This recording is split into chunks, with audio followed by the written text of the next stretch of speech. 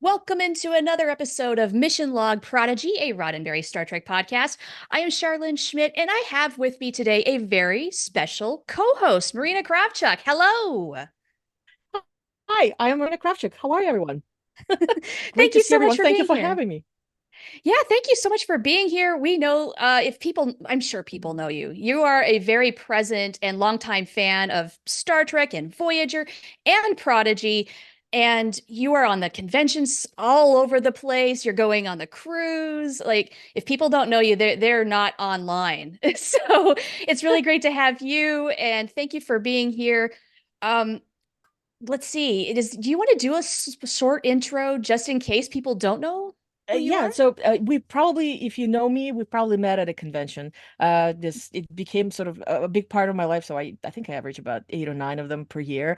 I mean, pandemic being a special break in between. Otherwise, I'm one of the admins for the Star Trek Convention Experiences group on Facebook, and I'm also the one who usually puts together the lists of events that are somehow related to Star Trek for the daily Star Trek news on the Roddenberry network. So Hey, that's cool. me. All right. And with us, we have another awesome face that you probably know if you're tuning into the show, the lovely Bonnie Gordon. Hello, Woohoo! everyone. Happy to be here. Hi. Hey, thanks so much I for being here. I think I keep freezing, so I apologize. I keep getting a notice saying my internet is unstable, just like me. Oh So, no. I Is Murph pressing buttons on your apologize. console? That's kind of what it looks like Yes. if you're watching I us. feel like Murph is kind of like a gremlin in his own way. You So know, he might be unstabilizing. Yeah, you never know. He's Unstabilizing? he's gonna chew up some. Destabilizing my internet. Hi, yeah, he might be everybody. Good swallowing morning. things. Yeah. Well, we're gonna let Murph do whatever he wants, whatever will be. There's no Ooh. stopping him anyway. So if he swallows the console, it's fine. We'll work with it. We're flexible. Yeah. Yeah. So yeah, we have you with us today, and for this special supplemental mission log Prodigy, I believe this is the first time we've had you on this show. I think. Which is crazy to think. Yeah. What was our problem? Well, we had strikes going on, and we could not do Oh, broadcasts for a little while. Thankfully, we are yes, yes. back. So this is just the start of Mission Log Prodigy kind of getting back into circulation. So we're very Getting back excited about that. into the Yeah. groove. Yes, we need to get back into the groove because we know season two is coming soon. We would love to know Oh, it when. is. So would I. Trust me, you're not Yeah. alone in this.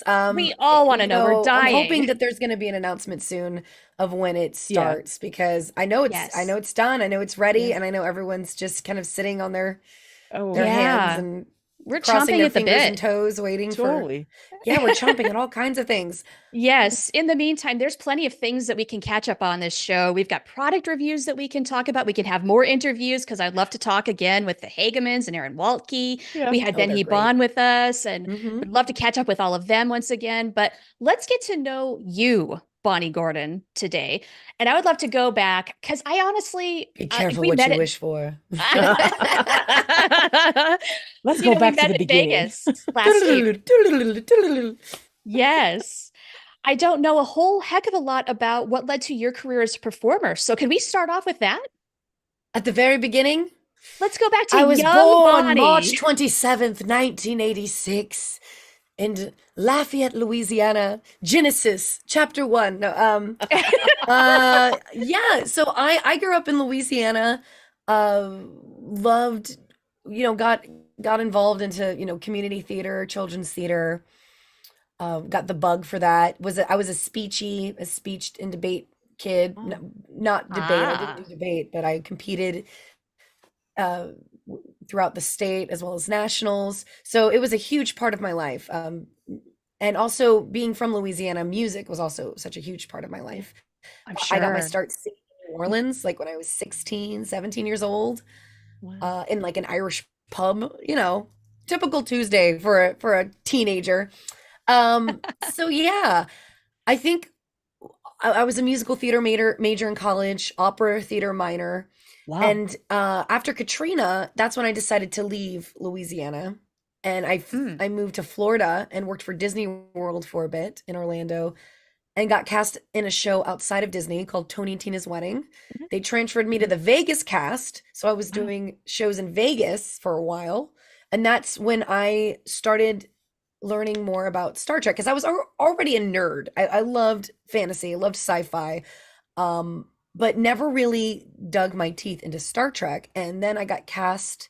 I went to an audition for Star Trek: The Experience Experience, yes. and Hey. somehow BS'd my way through that audition to where I got through without knowing anything about Star Trek.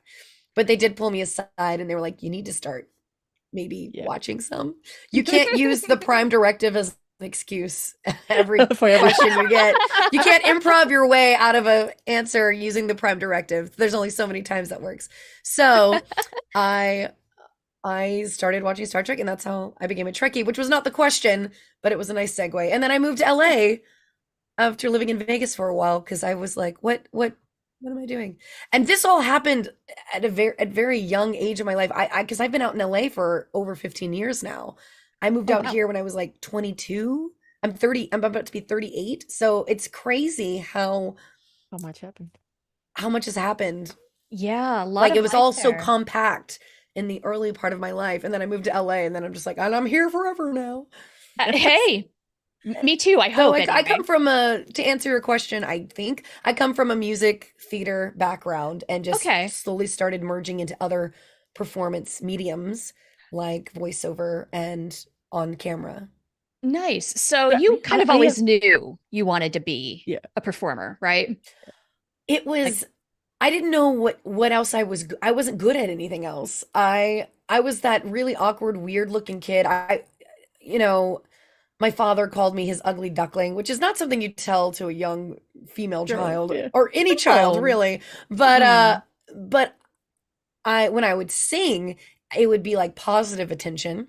And also I when people would laugh, not at me, but with me, that was also, I remember seeing at a young age the Carol Burnett show and I Love Lucy and different things like that, watching these women who were gorgeous, but also not mm. afraid to be ugly, if that makes sense. They were so strong with physical comedy and vaudeville and putting themselves in the most outrageous situations. So I was like, if I can't be the Disney princess, I can be the funny one. That was kind of my mentality. Sure. yeah. I That's could be, cool. yeah, But so that's kind of how I got my start into entertaining. so Just being the funny one. I am curious once. Like obviously this is a natural thing, but was there like an actual impetus where you're like, Mom, I want to dance, or Mom, I want to, and then they put you somewhere in the studio, maybe perhaps some classes, Dancing was definitely not my forte. or was it dance? My Like legs what? were crooked, so I was a mess. I had braces on my legs like as a young Oh, child, and then I walked oh, funny. I had like a bounce and my feet were turned in. It was a mess. yeah. But I was a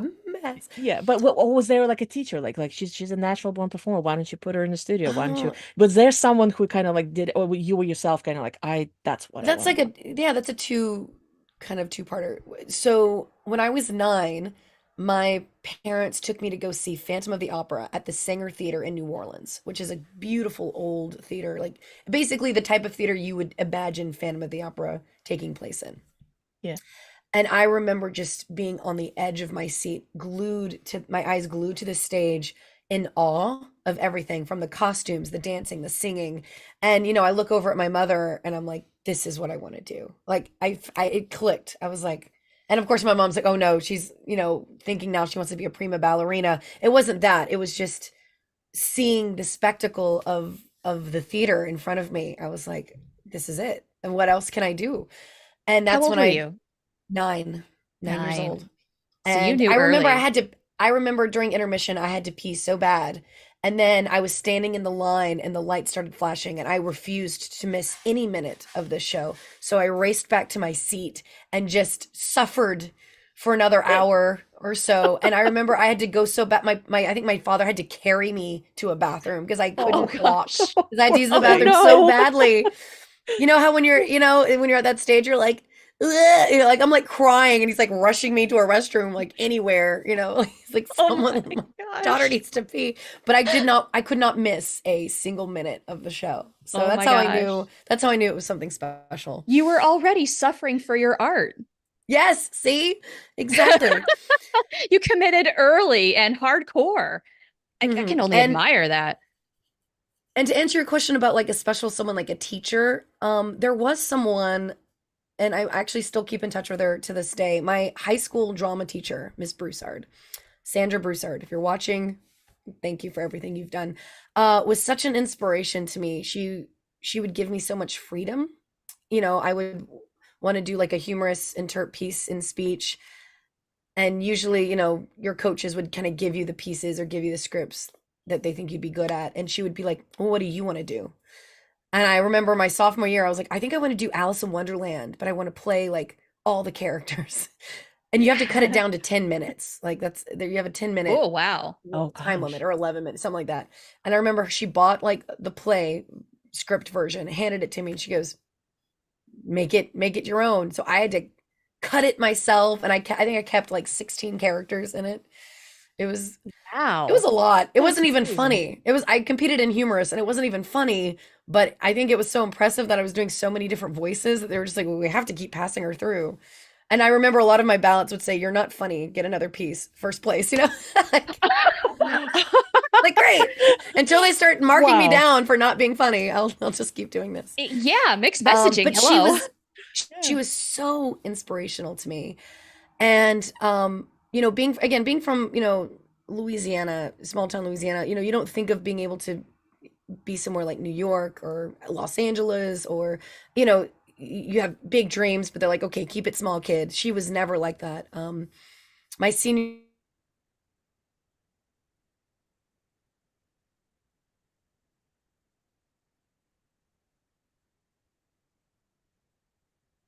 Uh-oh. Uh-oh. Yes. We might have had Murph might have done a little something. Uh-oh. We'll see if she comes back. Right in Oh, the Oh, there middle we of a go. great oh story, no. too. You're Oh, back. do you have Yes. me? Where Yes, did we Yes. have I you back. It got frozen for like literally in Oh the middle of the no. story. Oh gosh. Sorry. Murph, behave Where yourself. where did you where did I miss? What did you miss? So you just started talking about your instructor again. Okay. Yeah. So in my drama class, the seniors would they would do like a banquet kind of honoring the seniors, and we would have all the underclassmen would do funny sketches to make fun of us, and we each get a song picked for us that everyone thinks of you for. I thought mine was gonna have to do with being clumsy, like free falling, or something to do with falling a lot or tripping. And Miss Bruce, I will never forget this because it makes me tear up thinking about this. Miss Broussard stood up when it got to my turn for the song and said, usually the underclassmen, pick a song for the students, but I'm doing something a little different. And this song is for Bonnie. And it was the Mary Tyler Moore song, like who can turn the world Oh, on with her smile.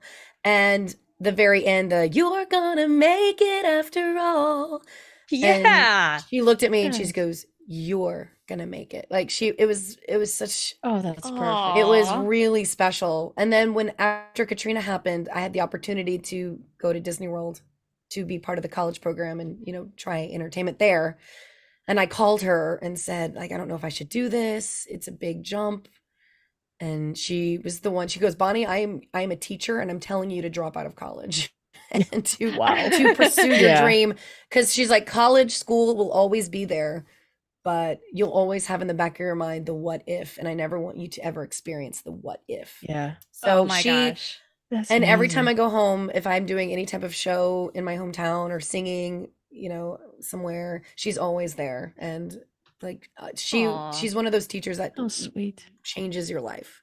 Yeah. For real. She did that for so many people too. I know anyone who's ever worked with her or had her as a teacher or, drama coach, she just goes above and beyond to make you feel special and believe in yourself. So That's kudos to Miss amazing. Broussard. Teachers are important. All you Yeah. teachers Yes. out Teachers are there, important, yes. teachers are important. I would not be the person who I am today without For teachers. real. Hmm. Yeah, the Yeah. story you just told is the testament to that. And when you have somebody that special in your life, man, that is such Yeah, a blessing. Amazing. it really is. Now, you've mentioned Mary Tyler Moore and Lucille Ball as influences in your life. Was there anybody else that influenced and Ah, shaped you as a performer? my three holy trinity of female comedians: Lucille Ball, Carol Burnett, and Mae West. They're women Ah, who, and not just because they're extremely talented and funny. These are women who took control of their career. You know, Lucille Ball, again, we call her the godmother of Star Trek, but you know, running her own company, being the headliner of her own television show. Same with Carol Burnett. You know, she knew exactly what she was good at: vaudeville, variety, everything from music, comedy, sketch. She created her own television show and her own pioneer. And then Mae West didn't become a star till she was in her 40s. And she was not what people would call the typical Hollywood beauty, Yeah, that's true. but she would just own every scene that she was in. If you go back and listen to some of her lines, a lot of it is her. Like, you know, and there's a story that MGM, I think, or some studio wanted her for a film and was trying to negotiate, you know, a contract. And she went into the CEO's office and she's like, "Do you want me? Like, how much are you going to pay me?" And, you know, they lay it out for her. And she goes, "How much do you get paid?" And he tells her, and she goes, "I want that plus $1." And they did it. They wrote up Oh the my guy, like gosh. they accepted that term. Like that's Wow. the kind of badassery women that really influence me. I mean, of course, there's so many others who I draw from, but I feel like those three, especially coming from a place where it was so hard to be your own boss Yeah. in those years, and they Mhm. really kind of just pioneered the way of owning your own company and owning your own career and owning every scene they're in and not being afraid to be, I wouldn't even say be the ugly one, because that's not, because they're all three so gorgeous, but they weren't afraid to put themselves in situations that made them not contemporary beautiful, like covering themselves in paint and Right. crazy costumes and blacked out Yeah. teeth. Like they weren't afraid to just own Yeah. it and go Yeah. in 100%. And that's why their comedy is so pure and strong. Yeah. Yeah. Yeah. They're not afraid to be goofy and Right, laugh at exactly. themselves. And Mae West had that, you know, her sex appeal thing when she was considered, you know, a little bit on the curvier side and also not the ideal Hollywood starlet. Yeah. Hmm. And she would own it. And you would just watch her and go, "My God, she's just captivating because she's so confident in herself." And so those three women are really the ones that kind of change. That makes so much sense because when I was Yeah. watching you perform last year at Vegas, like I saw that confidence shining through. You've got that Oh, thank quality. you. Yeah. I So, feel more comfortable on a stage with like thousands of people watching me than I do in a room at like a birthday party. I know that sounds ridiculous to think, but you know, before a show, a lot of people are like, "Are you nervous?" There's always that little bit of butterflies and nerves you get. But at the same time, when I'm on a stage, it's just like I trust myself yeah, you to if command that. something goes wrong, I Yeah. can, I don't know. It's like it becomes the audience, whether it's like an audience of 20 to like, you know, 2000, they become their own person as one. Does that make Yeah. sense? And it Oh, a becomes a collective? very intimate one-on-one thing. I know that sounds very weird to say. Not Yeah. It becomes a necessarily. very No. one-on-one thing for me, even though there's so many people. And I love looking and connecting. I love Yeah. seeing the faces back at me, especially if they're enjoying it and you can see like the joy. It's something about theater and live entertainment. It's that instant gratification Yeah. of Sure. laughter and acknowledgement and there's a level of intimacy, Yeah. whether the size of the audience be huge or small. There's a level of intimacy there, and you can connect. If you can try and connect with each person and make them feel like you're there for them, it becomes really Hmm. special. Yeah, that's an incredible skill to have, I have to say. You know, when they say, well, like, when great singers, you know, it's like, oh, he or she is holding the audience in the palm of their hands, that sort of thing. Mm, That's exactly what you do, and it's amazing. thank you. Yeah, Oh last wow, year in Vegas that's was a huge great fun. compliment. Thank No, you. but it's fantastic, and I'm thinking like maybe that's what it is. It's like it's a completely different vibe when you have an actual audience rather than when you're trying to, I don't know, do a joke at a birthday party and it falls flat. Yeah. That's a completely I different it's thing. hard for me to Yeah. turn off. You know, I always try and I'm always like myself. That sounds weird to say, but I'm always myself. But you know, in front of an audience, I become a heightened version of myself, and it's so hard to turn that off as a performer. To where, you know, sometimes if I'm sitting, you know, in a chair alone reading a book, people come up and like, "Are you okay? What's wrong?" And I'm like, "I'm fine. I'm reading like they're so panicked that I'm not like da da da. Hey everybody, that I'm not like the on Bonnie. So if when I'm just like in pajamas reading a book in a corner somewhere tucked away under a blanket, they're like, "Oh no, something's wrong. Bonnie must be so depressed. Call in the No. Zoloft, and really I'm fine. I'm just enjoying being a unheightened version of myself, which yeah. Yeah. Well, and everybody needs to recharge a little bit. Yeah. You Can't know, be on even the all the most time. seasoned, no, yeah, no, because it takes a lot of energy to be on all the time, even if you Yeah. do it on a regular basis. And Cons yeah, are very much like that because you're on, Yeah. whether you're sitting at a table or doing panels, you're on the entire weekend. Sometimes I get to my hotel room and I'm just like, like just so exhausted, but in a good way. It's like an energizing exhaustion, if that makes sense. yeah, totally get it. Totally get it. After a convention, it takes a couple days to just kind of get back into the swing of things and return to real life. And you're Right. so tired. You need You're almost like drained. yeah, Hmm. yeah, you got to enter a cocoon for a little while, get some sleep, maybe have a cat lay on you so you can't get up. Oh, that The I best. almost didn't make this panel because my cat was on my lap. And so Oh, you're lucky he decided that his food was more interesting than my oh, lap. Because I would have been like, "I'm sorry, guys, I have to cancel." He's food and just, love. Well, we would understand if that had been the Yeah. case as hmm cat people. Yeah. So what I'm like, is "You're just gonna Kitty's have to name? riff for an hour. I'm so sorry." My cat What is your takes cat's name? priority. Iyapa. Yeah. That's an interesting Ooh, name. that Iyapa. He's is. named after the Incan god of storms and thunder, basically the Incan Thor, Oh, the Okay. the that is the so Incan cute. version of the Thor legend. Oh my And I mean, it's gosh. a it's an interesting story. Please. I was in Peru because I won the Showcase Showdown on The Price is Right. When I tell a Wait, what? story, I feel like I when I tell a story, I feel like it gets more and more unbelievable that I have to be like, no, this really happened. I won the Showcase Showdown on The Price is Right Yeah. when I first moved to LA Oh my and gosh. won a That trip is to Peru. amazing. Took my mother. We did all the fun touristy things like, Machu Picchu, Lima, Cusco, and but we wanted to do some things outside of the itinerary, Mhm. including seeing a shaman and not the touristy type. We wanted to see like the real deal. Cool. We wanted to just jump into, everything and experience everything. And we found what shaman the locals used in this village and met with him one evening, and it was incredible. Oh man, Murph. Not again. Oh, Man, he's up to his shenanigans probably just chewing the hardcore. cables somewhere or something. Probably. I Mm. hope Rock There corrals was a him. Oh, there you are. Oh, You're did I back. freeze again? Yes, just a Yeah. little bit. Yep. You found the good shaman that the locals go to. We found the shaman, and he knew everything about us. Hmm. My mother and I. It was wild, the things he said. We had to bring a translator. He didn't even know English, Holy and cow. so we brought someone to translate for us. And he said I was blessed by Iapa, the god, because when my mother was pregnant with me, there was a huge storm, and the mother was fearful, and Iapa felt so guilty for scaring this new mother that he blessed the baby in her womb as an apology. So that's the story, he said. Oh, And my mom freaked That's out at that moment because when she was 8 months pregnant with me, there was like a tropical storm in Louisiana, and my dad was out of town, and she was having pains. And I'm her first child, so she thought maybe it was contractions or it's probably just gas.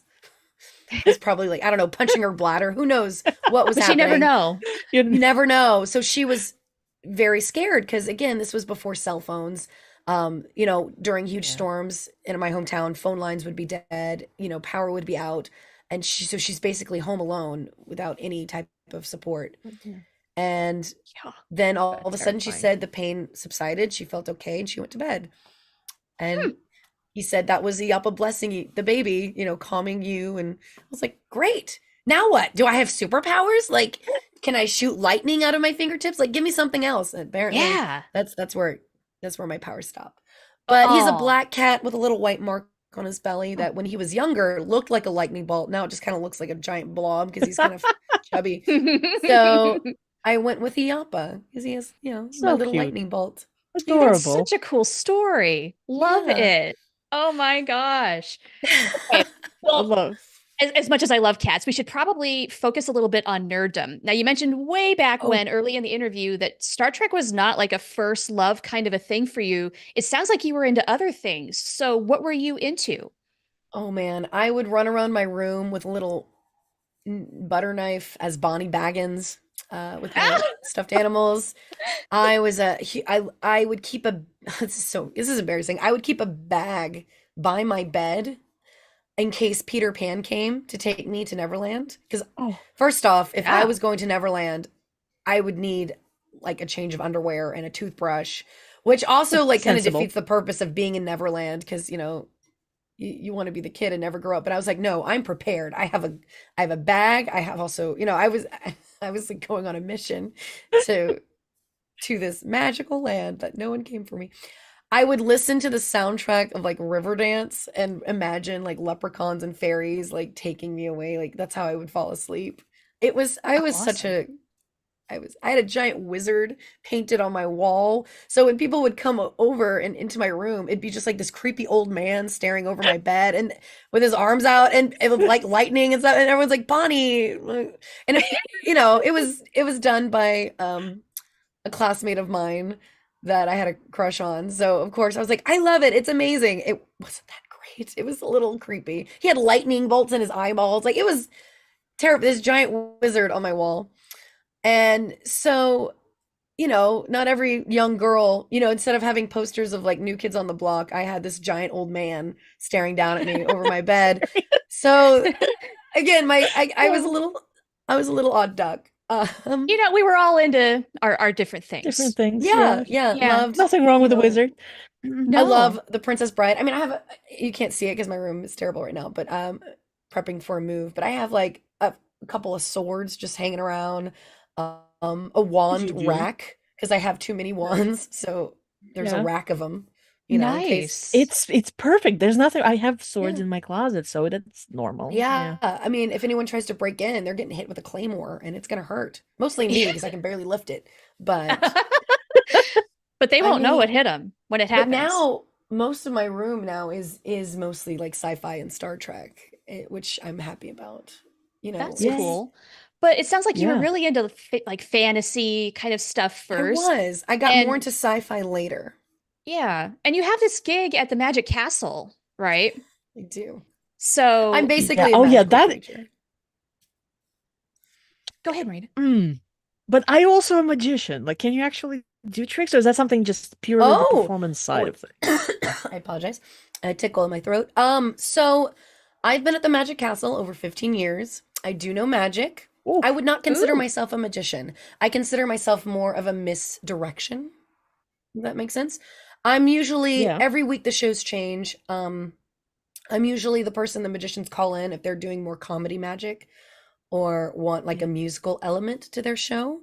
I'll be singing while they do live illusions, or I'll be like the comedic assistant that blings everything out and oh no and drops it and like it breaks and like oh dear like don't or like picking up the remains of a cage and be like don't worry Peter the bird isn't even real stuff like that like just ridiculous things. Also during the holiday season, I'm their Mrs. Claus. If you follow me on social media, I'm sure Yes. there's like yeah. for about a month, all you see is Mrs. Claus photos, like from the end of December to New Year's is all Mrs. Claus. Yeah. So I'm Saw a very those. good old lady. It's basically just me doing Carol Channing. Oh my goodness. And It that's my is. Mrs. Claus. It's And I perfect. also sing for all their in memoriams and charity events. So I love the castle. It's really like a second home to me. That My is so day-to-day job cool. there is secret though, so I cannot disclose that. Oh. Oh. Oh, Hmm. okay. All right. All Hmm. right. Hmm. But then, okay, on similar lines, there's this project that I discovered while looking you up called Library Bards, which Yes. nerdy music. It's so good. And very Yes, close to us. Yes. Yeah, it's this wonderful. is you're doing these at conventions, and is this Hmm. still an Hmm. active project? Yes and no. So the library bards, you got to do the jazz hands when you say it. It's like a Oh, little sorry, Library Bards. jazz hand, like library bards. very long ongoing joke. So that was a project I started with one of my bestest friends and roommates, Xander Genre. Mhm. If anyone in the nerd world would know him from things like King of the Nerds, he was on season 2 of King of the Nerds. He was on a lot of Geek and Sundry Yeah. and different types of online TTRPG shows, including I mean this some of the ones I was on, but a lot of people know him from Relics and Rarities, the one that Deborah Ann Wall ran with like Charlie Cox and Matthew Lillard and a bunch of Mhm. other celebrity D&D folk. He's incredible. And we were doing these conventions because I was on a nerdy reality show, and so was he. And we were doing these conventions, doing panels of like behind the scenes of a nerdy reality show. And we're like, how long will this last? Not very long because no one saw either of our shows. So we were Uh-huh. like, let's think of a project that we can do, that we can continue to travel and do conventions, but also it's ours. So we don't have to like answer to any studio exec. And Hmm. also that like shows what we can do. Cause you know, LA is a difficult city to prove your Yeah. self-worth. Oh, I'm a sure. you know, it's one of the reasons I got into voiceovers is because I'm a curvier actress. And in LA, I'm sadly considered obese. And I know that's crazy to think, but like a size 10, 12 is considered way out of the norm Hmm. for Hollywood. And so it would be hard for me just to get into auditions to prove that I could Yeah. do something. So doing a project like this showcased Xander and I both musically, comedically, and just kind of showed a little bit of what we could do while also being in full creative control of it. And Mhm. so basically we take top 40 hits off the radio and make them nerdy to be about Star Wars, Star Trek, comic books, anime, Mhm. Pokemon, like just anything nerdy, Jurassic Park, Power Rangers, you name it, we sing about it. Yes. And Klingons, Oh which is a yes, of course fantastic song. Klingons. That's one of my favorites. But you know, the traveling, all the conventions, y- uh after COVID especially, like once we like kind of got we were sitting down and trying to figure out where we want to go with our career, we kind of split in the sense that he's focusing a lot on TTRPG. He has an Yeah. amazing like modeling career too that's happening with Hmm. certain like nerd brands. So he's doing his own thing and being a like recording artist, singer is not part of his plan. You Yeah. know, he has a Yeah. lot Gotcha. of amazing projects that he's working on. And myself, I want to push more into music and performing and different things like that. So we kind Yeah. of split in a sense that it's not that we're like the band is broken up and we'll never get back together again. It's just I'm doing the convention circuit. And so it just makes sense for me to continue doing Library Bard's music because, you know, we wrote them together. You know, it just made sense for me to keep going with that. And so Yeah. there's no Sure. animosity. There's no like, oh, I can't believe Bonnie. Everyone thinks we were a couple. He's gay. We're not. But I mean, we manage properties here in LA as well, like a couple buildings, Ah. apartment buildings, and most all of our tenants, you know, at one time thought we were married, you know, because we've lived together since 2015. Yeah. So A couple of we're good nerds. friends. Yeah. Exactly. That's Exactly. awesome. Yeah. So Where you he's an mentioned. amazing creative partner, and I'm so lucky, you know, to create Library Bards with him. So I have been continuing doing Library Bards music, but also focusing on my solo music career as well. Yeah. That's So cool. It's good to know because it really is good stuff. People should check it out if Thank they you. haven't. yeah, absolutely. It's great fun, by the way. So make sure to listen. So you mentioned basically picking up voice work as an additional thing to do because of the limitations, because, well, Hollywood. But at what point was it like an active thing? It's like, oh, yeah, I really should do voices. Did somebody said you should be doing this, or is that something you just actively looked for as an additional performance outlet, so to speak? I believe Murph is up to shenanigans Oh, again. no. Oh, man. Well, that is a shame because Yeah, talk I, about the gremlins in the system. Yeah, then we have Murph. technology is great when it works just When it fine. works. Oh, yeah. Yeah. Yeah. And All then when it right. doesn't, I am. there she Hey, is. She's I am back. so Okay. sorry. I don't know what is going on. We're talking Usually about. I'm so stable, I swear. It's okay. It's the gremlins, it's Murph, it's all the Yes, things. it's yeah, it's the bug in the system.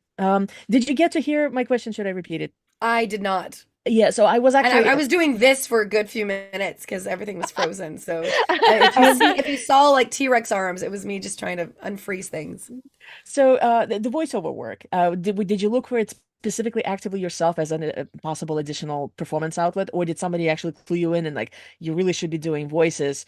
Seeing especially that there are, as you mentioned, limitations in terms of who Hollywood wants to hire.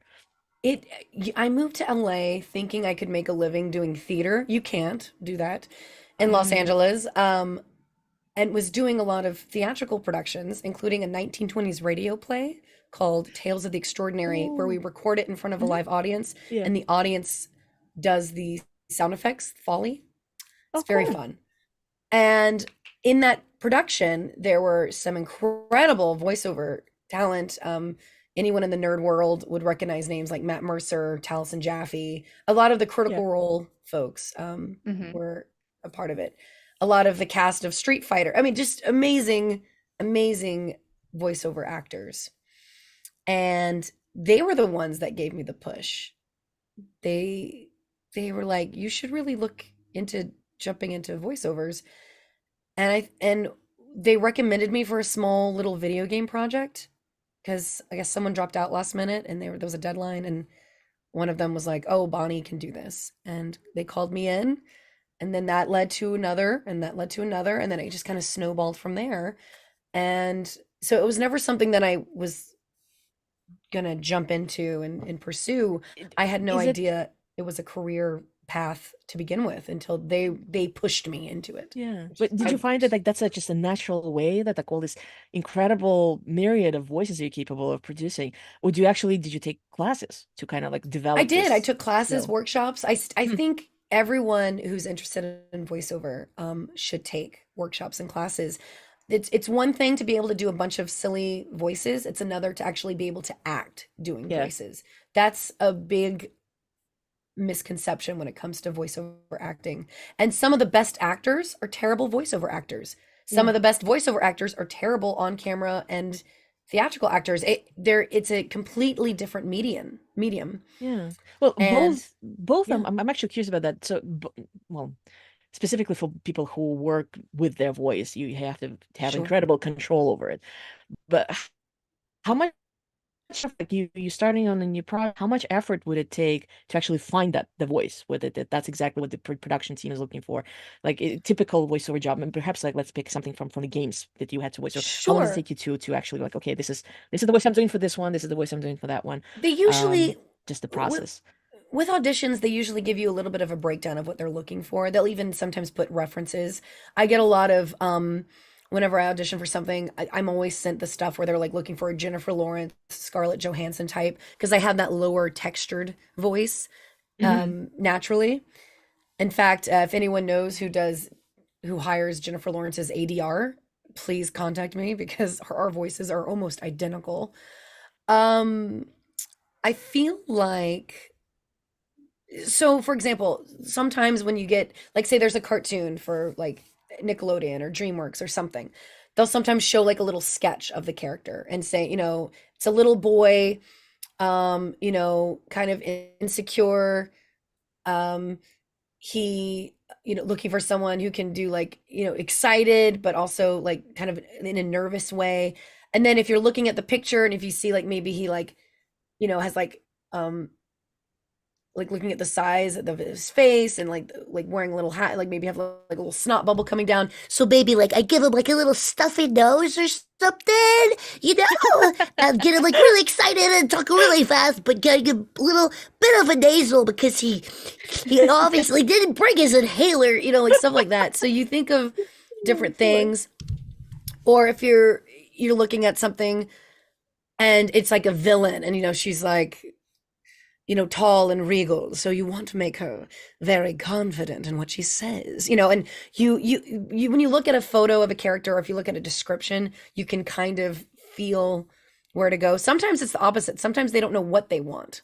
Yeah. And you give them a bunch of weird options. And sometimes the one that you feel like this will never work is the one they'll go with because they immediately go, we've never thought of it like this. And Yeah. it sticks. Mm, So Oh, it that's just amazing. depends. Yeah. that's really cool. Yeah. And Do you have like a favorite? a favorite type of voice? Like it's fun to do, things that Well, are I mean, completely outrageous. I love doing Mrs. Claus, which because I just do it so much. So it's coming from an improv comedy background. I love doing the old lady in Mrs. Claus because I have to be her all day, like weeks at a time.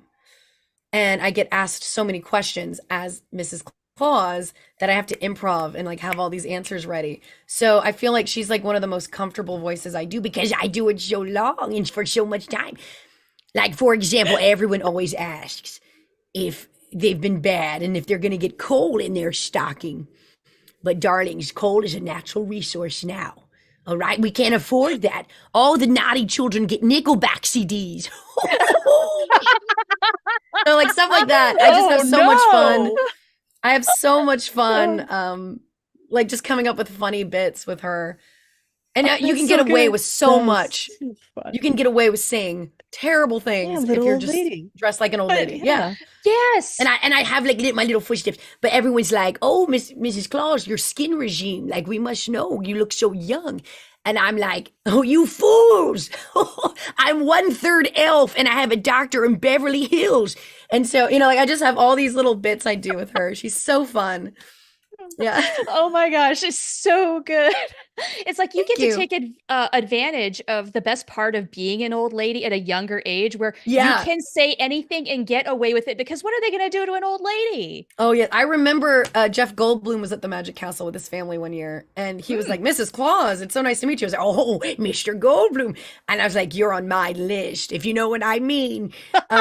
And he was looking at me, he's like, "I'm not talking about my naughty list either. We won't go into that detail." But but it was just so fun to just be able to like say things and not get arrested Totally. or, if I was just coming up to him as me, be like, "Oh, Mr. Goldblum, you're on my list." And he'd be like, "Where's HR?" But as Right? Mrs. Claus, I can get away yeah. with a lot of things. Yeah. Now, And did he play and then the along? Santa was like, "He's on my list too." We're just like, "Oh, Mr. Goldblum, come home with us." Did he play along? Like, was he a good sport He about it? did. He was more confused than anything. But I did Mm. get to tell him that a few years ago, I got to go sing with his jazz band. Yeah. It's up on YouTube. Um, he had no idea who I was. He had no idea I could sing. But like, so seeing his face when I start singing is really fun. His reaction was just like so confused and So Jeff happy. Goldblum. And then at Yeah. the end of it, I don't know I don't know how long the video goes for, but it might not be in the video. But I did get to say, "I've met you before, but I was Mrs. Claus." And he looked at me so confused. And I was like, "Oh, don't you worry, dear. You're still on my list." But saying that out of context and not dressed as an old lady, he was just like, Yeah, "Okay." yeah. I'm like, "Oh, Moving right along. maybe I should have waited to tell that story, not on stage." Oh, well. But he didn't mind. He's so playful. That's cool. That's cool. Yeah, I he's a got to very know fun something about person. Prodigy, Okay. which is we know you are the ship's computer. That's probably Mhm. the thing everybody knows, but you also voiced the Brinari ensign in the episode Supernova. And this was such a cool callback to a fairly random Voyager. Voyager Yeah. thing. Like, how did this I come know, it about? was How did great. you land this?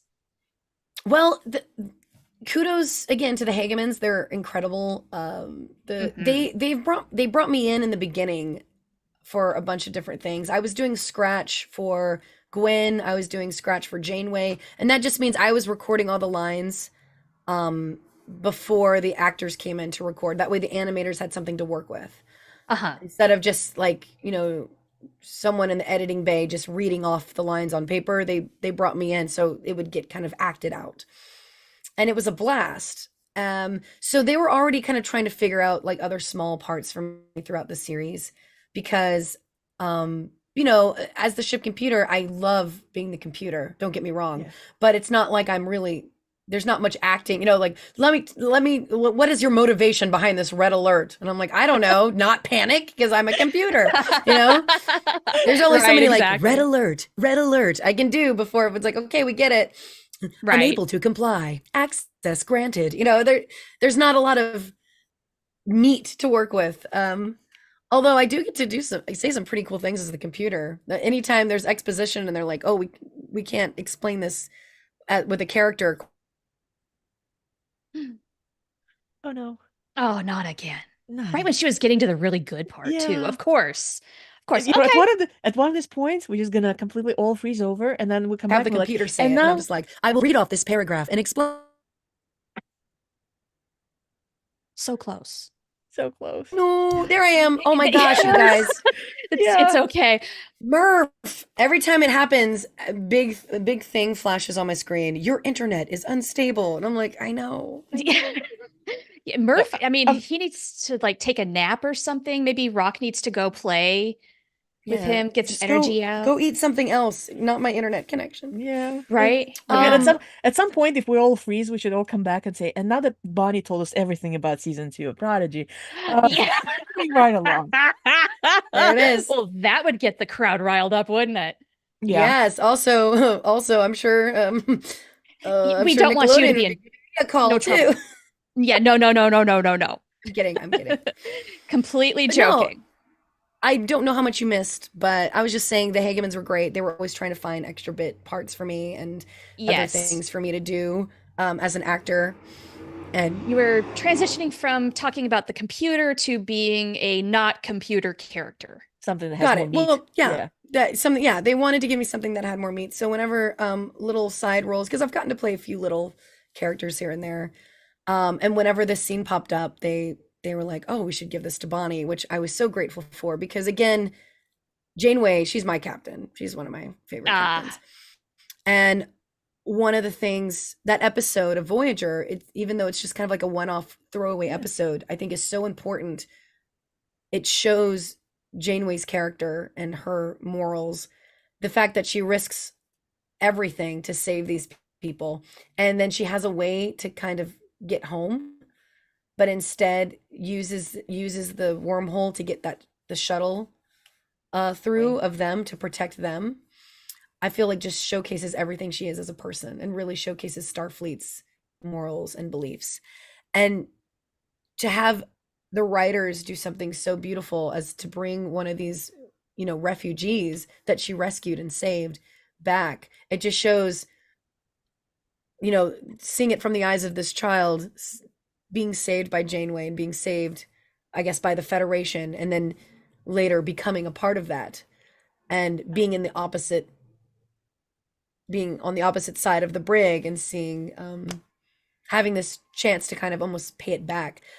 I really hope that Janeway does something for that incident and she wasn't court-martialed or Yeah. right? Oh yeah. completely, dismissed from Starfleet because of that. Because again, she broke a direct order and Yeah. Right. Yeah, put I'm herself sure on the she yeah, line. did. Yeah. basically I'm sure she breaking a covered for prisoner her. out of the brig. It Yeah. was a big deal. Yeah, but that's why it was So such a beautiful callback. Everything that yeah. you said, it embodies so much of who Janeway is, her Hmm. character, and why we love her so Yeah. much, both in Prodigy and on Voyager. It's just such a great tie-in to all of that. So, Hmm. all right, I got to ask another thing. Uh, Sure. Free reign. Let's say we get season 3 and the Hagemans say, Bonnie, you can play any kind of character you want. What'll it Don't give me be? that kind of freedom. Oh man, I would love to be a character. Obviously not her, but I would love to be a character in the vein of like Luxwana Troy. Um, Ooh. I love That's interesting. the wild, funny, overconfident. Um, she was always one of my favorite characters. Especially when we got to see the softer side of her, like those special moments with Odo or, throughout Next Gen where you see her heart is actually in the right place. She's just Yeah. overcompensates with her crazy colors. I would love to play a role like that. Someone kind of off the wall, but such a memorable character that just kind of pokes her head back in every now and then and throughout a series. Also, Ensign Tilly is also a great example of that. Someone Yeah. quirky and funny that Hmm. is a little A off the great part. cuff. Yeah. Yeah, and Yeah. And I you've got the loved. red hair. Well, Yeah. yeah, that's the problem. I look too The much like long Ensign lost, Tilly. You got to put me in a wig or something. long lost, yeah, cousin or something. Outside of Prodigy, I would love to figure out a way to audition for some of the future Star Trek projects Yeah. for an on-camera role. Mm. So I'm really hoping to one day maybe like fight my way through the door and audition for Starfleet Academy or one of the other shows that are being worked on right now, Yeah. because um I love being a part of this family and this community, and as a performer and an actor, like what I get the whole, oh, you're on the you're carrying the legacy of Majel Barrett, and what an honor that is. And also I'm just like, and look at what she accomplished. I would love to be able Yeah. to really, you know, try to make my mark in this franchise as much as possible in other ways as well. But Yeah. being a part of Prodigy, honestly, is just such a blessing, because it's such a special show that introduces it to a younger generation. I have a nephew who's turning 3 this weekend, Mm. and the Happy fact that birthday. there's I know, Yeah. rowdy. The fact that there's a Oh, show that introduces Star Trek to him yeah. in such a beautiful way, and it's something I can share with him. He's a little young for it now. He still watches bits of it and Hmm. enjoys the colors and the characters. He's pretty smart.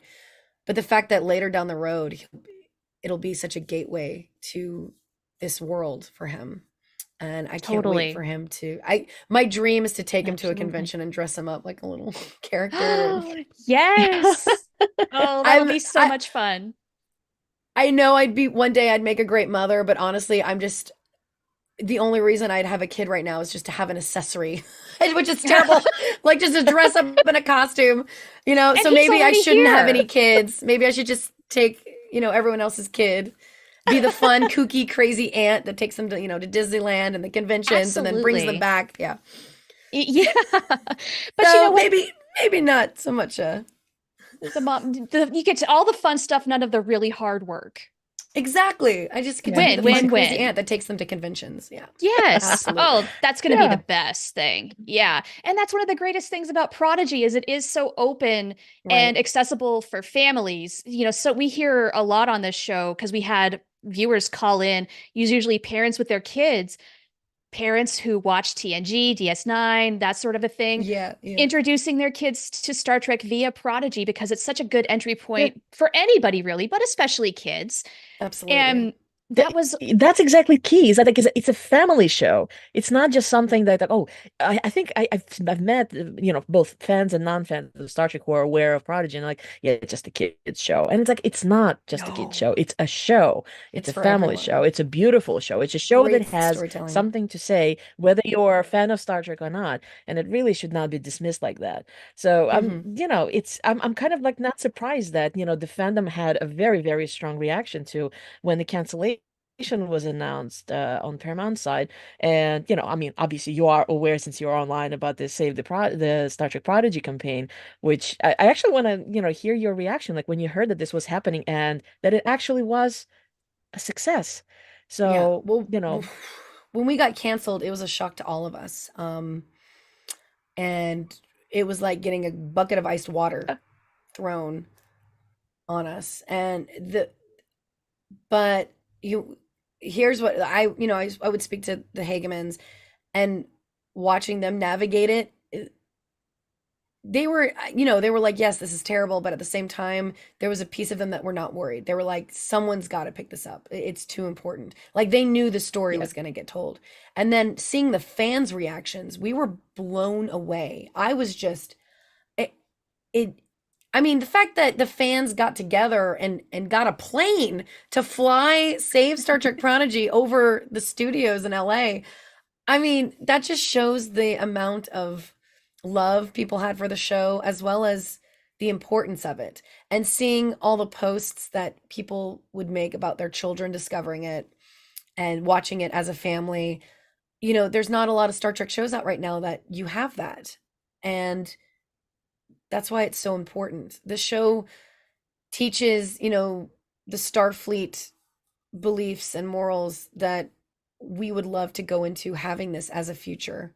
I feel like this is the future we all kind of strive to, of the togetherness and the exploration, and no one goes hungry, no one has to suffer without, for what they believe in or what they look like.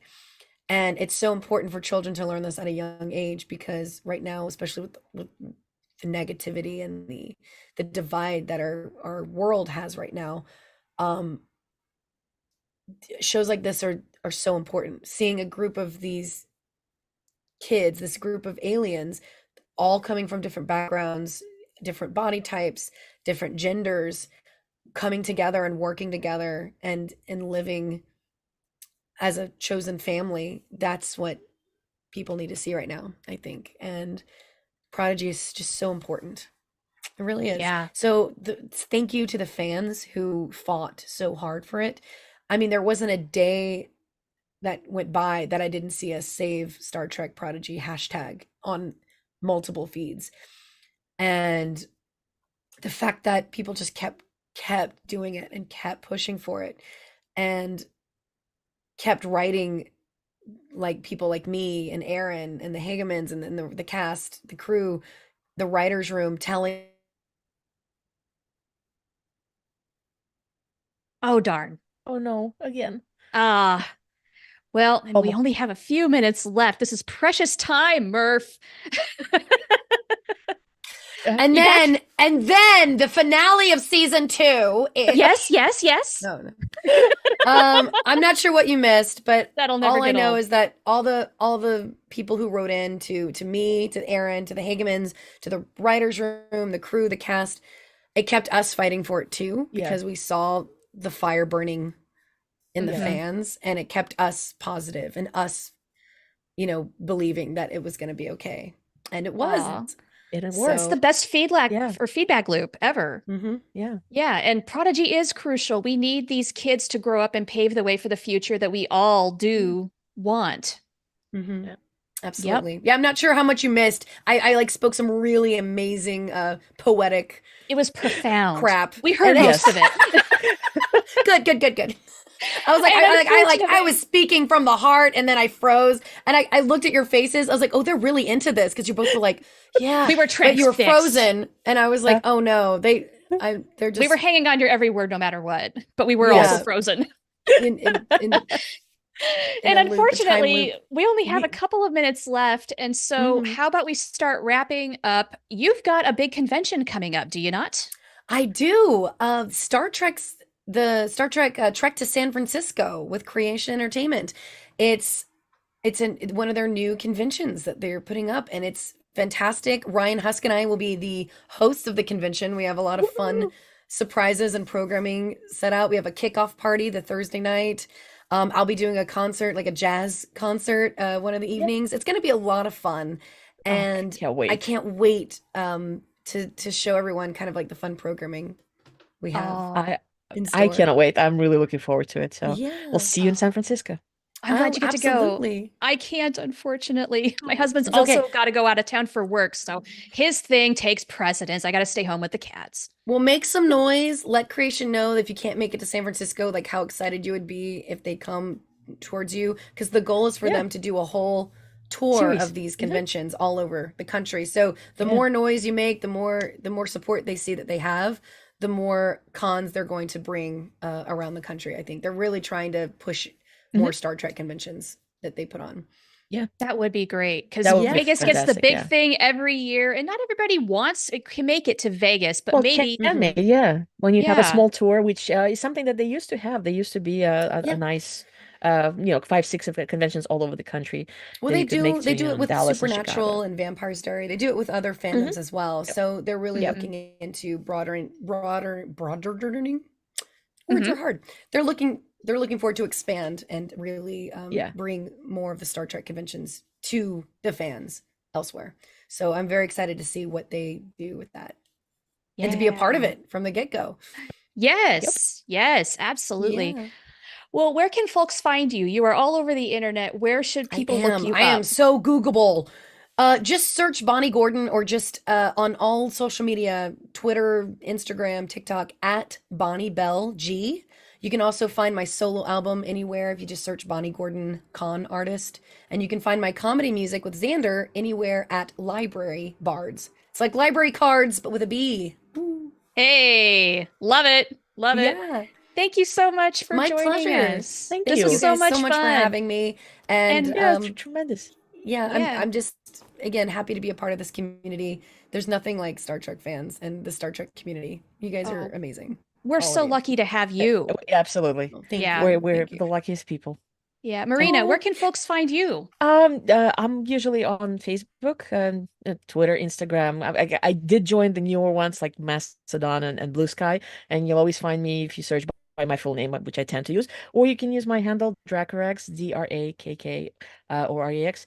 I'm as I mentioned, admin of the Star Trek Convention Experiences group on Facebook. I do the events list for the Daily Star Trek, and I'm also part of the Shore Leave Your Star Trek Convention Community podcast, which at the moment is on pause. All right. Well, thank you very much for joining me for Thank this. you. This was an absolute blast. Sorry to see it go, but Mission Log Prodigy is produced by Roddenberry Entertainment. Our production and technical direction is by the fantastic Earl Green.